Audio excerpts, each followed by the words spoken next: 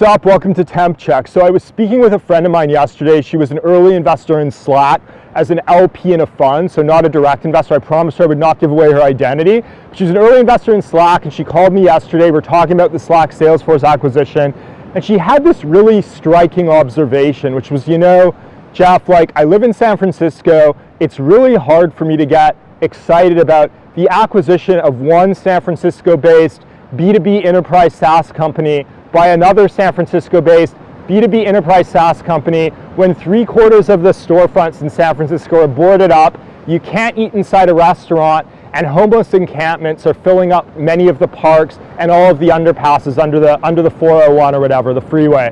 And that was sort of a striking example for me of this massive disconnect between the online discourse around Silicon Valley and the reality on the ground in the physical place that Silicon Valley is centered on, which has become over the past, since 2007, really has become the city of San Francisco. And the sort of orange sky moment for me on this, and I again use orange sky moment to refer to this sort of visceral feeling that's inspired by sort of a visual experience. And at this point, I think it's sort of the visual disconnect between the energy of Silicon Valley on Twitter, online, in people's heads, on Robinhood, and the sort of reality on the ground walking down Market Street in San Francisco. The orange sky moment is that everyone's talking about Silicon Valley before it expanded to San Francisco, now it's expanded to the cloud. Silicon Valley lives in the cloud, and we're just going to all interface with each other on Twitter. My orange sky moment observation is actually Silicon Valley doesn't even live in the cloud. Silicon Valley is dead. It's gone, because definitionally,